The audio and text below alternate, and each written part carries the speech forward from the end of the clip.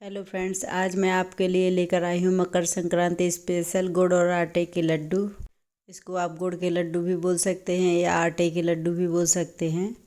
मेरे यहाँ तो कोई कोई गुड़ के लड्डू बोलता है, कोई आटे के लड्डू बोलता है। तो चलिए बनाना स्टार्ट करते हैं। इसके लिए हम लेंगे सबसे पहले आटा।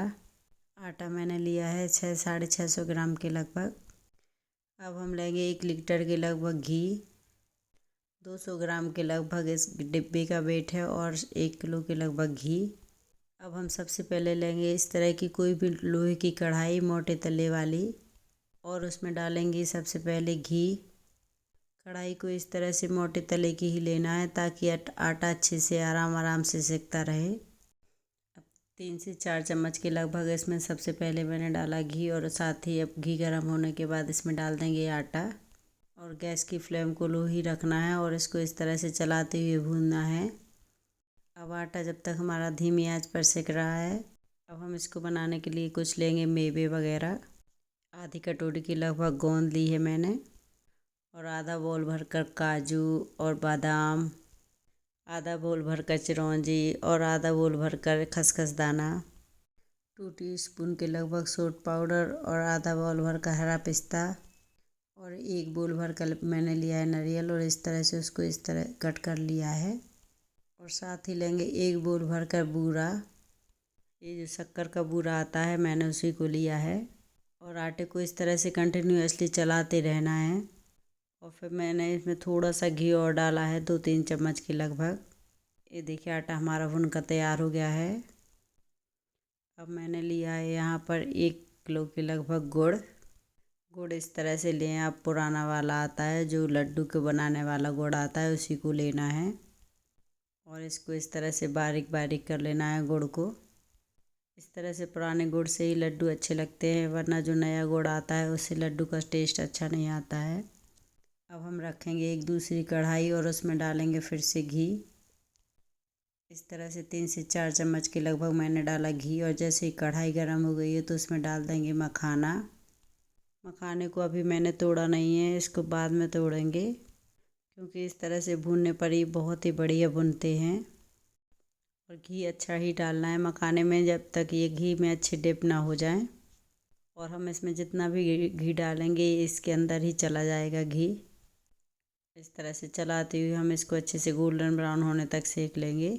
देखिए आप, अब घी इसमें पूरा ख़त्म हो गया है। और घी ख़त्म होने के बाद इसको इस तरह से गोल्डन ब्राउन होने तक सेकना है। अब मखाने अच्छे से टूटने लगे हैं तो इसको निकाल कर बाहर रख देंगे और इसमें डालेंगे फिर से घी। देखिए मैंने एक परात में मखाने को निकाल दिया है और आप देख ही सकते हैं कितने क्रिस्पी सेक कर तैयार हो गए हैं। अब जैसे ही कढ़ाई का घी अच्छे से गर्म हो जाए तो गोंद को इस तरह से डालेंगे ताकि ये अच्छे से चटकने लगे। और इसको इस तरह से चलाते हुए अच्छे से भूनेंगे। इसको अच्छे से भूनना है ताकि अंदर तक अच्छे से सिक जाए। अब गोंद हमारी अच्छे से सिक गई है तो इसको निकाल कर परात में रख देंगे। अब उसी घी में डालेंगे हम बादाम। सबसे पहले मैंने मखाना सेके थे, उसमें सारा घी ख़त्म हो गया था। अब इसमें थोड़ा थोड़ा घी डालना है, बाकी सारे मसाले इसी में सिक जाएंगे। अब हमारे बादाम अच्छे से सिक गए हैं तो मैंने बादाम को निकाल दिया है और इसमें डाल दिए हैं काजू। और काजू जैसे सिक गए हैं थोड़ा सा तो मैंने इसमें हरे पिस्ता डाल दिए हैं। इस तरह से एक एक करते हुए सारे मसाले को सेकना है। अब आप देख सकते हैं काजू का कलर भी गोल्डन ब्राउन हो गया है। तो अब हम इसको निकाल कर बाहर रख देंगे और इसमें डालेंगे फिर से थोड़ा सा घी। जैसे ही घी गर्म हो जाए तो इसमें डालेंगे किसा हुआ नारियल। नारियल को इस तरह से लंबा लंबा किस लेंगे, जो चिप्स बनाने वाली किसनी होती है ना, उससे इस तरह से अच्छे से बारीक किसना है इसको। इस तरह से किसने पर ही बहुत ही अच्छी क्रिस्पी बनकर तैयार होती है।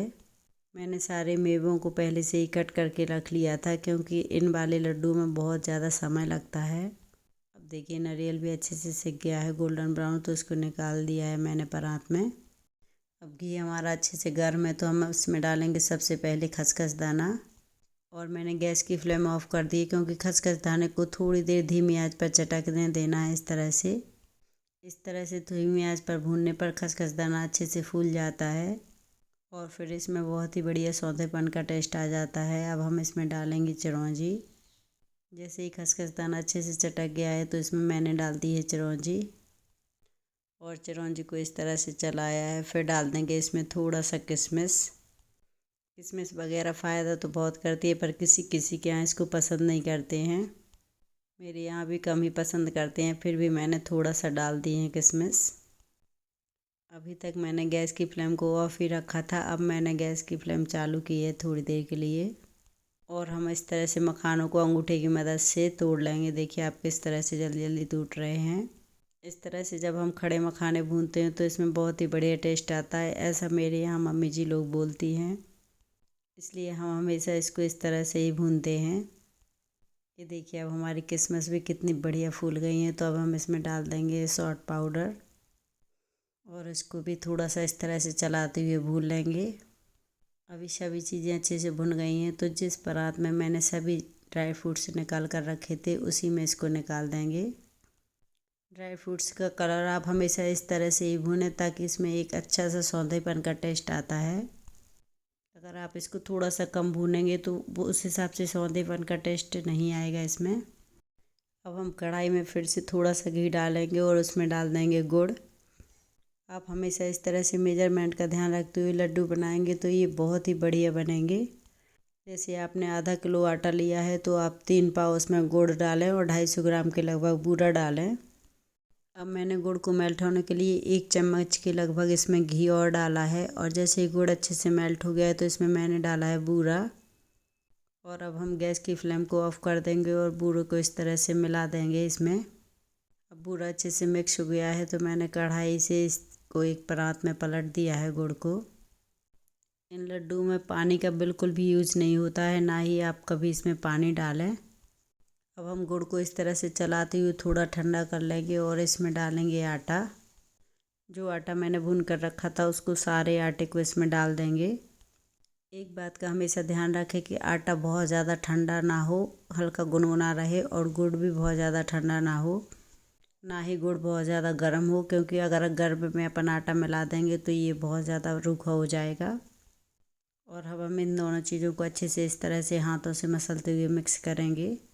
जैसे अपन आटे में मोन लगाते हैं ना, उस तरह से इसको मसल कर एक साइड रखते जाएंगे। ये बहुत ज़्यादा मेहनत का काम है, इसलिए मेरी मम्मी जी भी मेरे साथ हेल्प कर रही हैं। अब आप देख ही सकते हैं आटा और गुड़ दोनों एक साथ हो गए हैं। तो अब हम इसमें डालेंगे सारे ड्राई फ्रूट्स। सबसे पहले मैंने डाला है मखाना और फिर इसमें सारे ड्राई फ्रूट्स मिक्स कर देंगे इस तरह से अच्छे से। ड्राई फ्रूट्स की क्वांटिटी भी थोड़ी अच्छी ही रहनी चाहिए, तभी ये अच्छे लगते हैं लड्डू। अब मैंने सारे मेवे को इसमें मिक्स कर दिया है और जो परात में घी लगा है उसमें भी थोड़ा सा आटा डाल के इसका घी पोंछ लेंगे। अब हम इस तरह से दोनों हाथों से इसको अच्छे से जल्दी जल्दी मिक्स कर देंगे। एक बात का ध्यान रखना है कि ये बहुत ज़्यादा ठंडा ना हो और इसको इस तरह से जल्दी से दबा देंगे। अब डिब्बे में जितना घी बचा था उसको मैंने अच्छे से तेज़ गर्म कर लिया है और मिक्सचर को इस तरह से थोड़ा थोड़ा लेते जाएंगे और इसमें घी मिलाते जाएंगे और फिर देखिए इस तरह से लड्डू बनाते जाएंगे। घी को इस तरह से तेज़ गर्म करना है ताकि आप लड्डू जल्दी जल्दी आसानी से बना सकें। आपसे अगर जल्दी लड्डू ना बने तो आप थोड़ा सा घी और भी डाल सकते हैं इसमें। आप कितना भी डालेंगे पर इसमें बाद में घी जम जाएगा तो आपको पता ही नहीं चलेगा कि इतना घी डला है। थोड़े थोड़े मिक्सचर में घी मिक्स करते जाएं और इस तरह से लड्डू बनाते जाएं। आप देख ही सकते हैं कितनी आसानी से लड्डू बनते जा रहे हैं। मैंने और मेरी मम्मी जी ने इस तरह से दोनों ने मिलकर ही लड्डू बनाए हैं, क्योंकि लड्डू को आटा भूनने में भी बहुत टाइम लगता है। आधा घंटे के लगभग आटा भूनने में टाइम लग जाता है। आटा भूनने में भी मेरी मम्मी जी ने मेरी मदद की थी। इस तरह के लड्डू जब अपने यहाँ कोई भी छोटा बच्चा होता है तब भी बनाए जाते हैं, तो आप उस तरह से भी कभी भी बनाइएगा। ये सच में बहुत ही ज़्यादा टेस्टी बनते हैं और ठंडियों में तो ये बहुत ही ज़्यादा फ़ायदा करते हैं, तो इनको आप बार बार भी बना कर रख सकते हैं। मेरी तरह से आप भी एक बार इसको ज़रूर बना कर देखिए कि सच में बहुत ही ज़्यादा टेस्टी लगते हैं। और अगर मेरी वीडियो अच्छी लगे तो वीडियो को लाइक शेयर ज़रूर करिएगा। Thank you.